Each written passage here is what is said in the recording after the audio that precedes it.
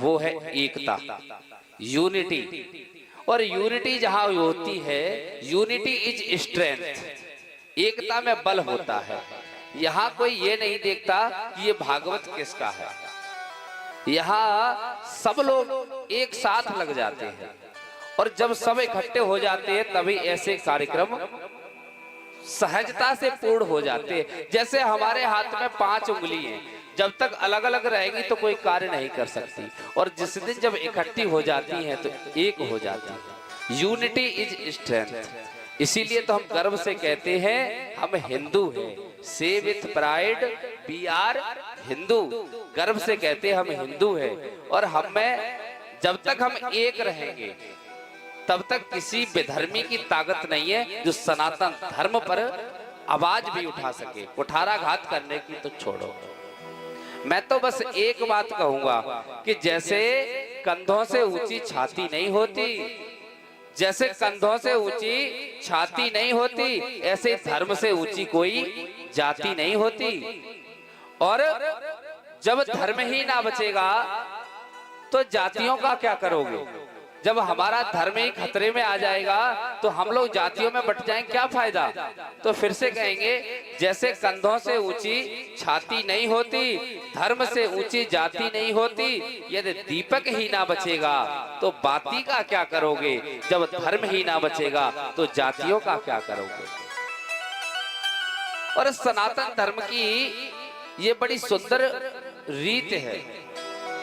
सनातन धर्म में कहा गया है, सनातन धर्म कहता है कि यदि तुम मेरी रक्षा करोगे तो मैं तुम्हारी रक्षा करूंगा। If you will save me then I will protect them. यदि तुम मेरी सहायता करोगे तो मैं तुम्हारी रक्षा करूंगा। और गीता में कृष्ण ने कहा है कि परित्राणाय साधूनाम विनाशाय च दुष्कृताम धर्म संस्थापनार्थाय संभवामि युगे युगे। इसी को अंग्रेजी में कहते हैं कि to protect the righteousness. Righteousness का मतलब होता है जो अच्छाइयां हैं उन अच्छाइयों को बचाने के लिए, एंड टू डिस्ट्रॉय द बिग्ड। बिग्ड माने होता है बुराई, उन बुराइयों को मिटाने के लिए और धर्म की संस्थापना करने के लिए, for the establishment of righteousness I appear age after age. मैं हर युग में आता हूं, प्रत्येक युग में आता हूं। तो मेरे प्यारे, ये धर्म, हमारा धर्म कोई छोटा मोटा धर्म नहीं है। जितने भी धर्म हैं इस धर्म से जन्म लिए हैं, सबसे पुराना धर्म है हमारा। लेकिन एक बात तो है, हमें दूसरे धर्म वालों से इतना डर नहीं है जितना कुछ हमारे धर्म के ये जो कुठाराघात कर रहे हैं, न जाने क्यों बुराइयां करते हैं। तो उनको संभलने की जरूरत है। जब हम सब लोग मिलकर के सुधारेंगे तो वो कहां जाएंगे, सब एक हो जाएंगे। आइए फिर से हम कथा में अपना मन लगाएंगे, क्योंकि कंस बहुत देर हो गई कांपते कांपते। अभी तो उसके जो मल्ल है मुष्टिक और चाडूर, उनका प्राणांत हुआ है। कंस का जो महल है उसने अपना राज सिंहासन थोड़ा ऊंचाई पर बनवाया है। सोचा कृष्ण यहाँ तक चढ़ कर के आएगा, छोटा है शायद थक जाए और तब तक कोई ना कोई उसको पकड़ लेगा। Nominees for the best actor are camera मुझ पर है, लगता है मैं ही जीतूंगा। सो आज जैसे ही चाणूर और मुष्टिक का उद्धार किया, मेरे कन्हैया धीरे धीरे सीढ़ियों पर चढ़ने लगे। सीढ़ियों पर चढ़ने लगे तो कंस कांपने लगा और कंस चिल्लाने लगा, अरे चाणूर, अरे मुष्टिक, जरा इसको पकड़ो, इसको रोको। अब चाणूर और मुष्टिक हो तो रोकें। आज कन्हैया ने कह दिया, सुनो मामा, अब तुम्हें कोई बचाने आने वाला नहीं है।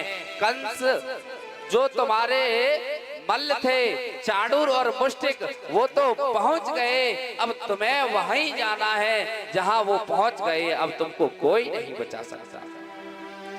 आज नन्ना कन्हैया जैसे सीढ़ियों पर चढ़ करके गया, जाकर के उसने कंस के मुकुट को एक तरफ डाल दिया और कंस के केसों को पकड़ लिया और पकड़ करके सीढ़ियों पर पटक लिया। जैसे ही कंस को सीढ़ियों पर पटका तो कहते हैं कंस तो रोने लगा और कहने लगा कृष्ण छोड़ दे, कृष्ण छोड़ दे, लाला लगती है, छोड़ दे। देखो नन्ना कन्हैया क्या कहता है, मेरा कन्हैया कहता है मामा अब तुझे पता चली है लगती है? उस दिन जब तूने मेरी माँ अपनी बहन देवकी का तू विदा कर रहा था, उस समय तूने मेरी माँ के केसों को पकड़ा था, क्या तुझे उस दिन नहीं पता था बालों में लगती है? आज तुझे पता चली है जब तेरे बाल किसी ने पकड़े हैं। शास्त्र कहते हैं कि आत्मनः प्रतिकूलानि परेषां न समाचरेत, जो व्यवहार हमें खुद में अच्छा नहीं लगता वह हमें दूसरे से भी नहीं करना चाहिए। मामा अब तुझे कोई नहीं बचाएगा। और सुनो मामा, मैं जिसको एक बार पकड़ लेता हूँ उसको फिर छोड़ता नहीं हूँ। मैंने तुझको पकड़ लिया, अब मैं तुझे नहीं छोड़ूंगा। आज मेरे कन्हैया ने जोर से एक मुष्टिका का प्रहार किया और कंस का प्राणांत कर दिया। बोले कृष्णचंद्र भगवान की जय हो। आज कंस का उद्धार कर दिया मेरे प्रभु ने।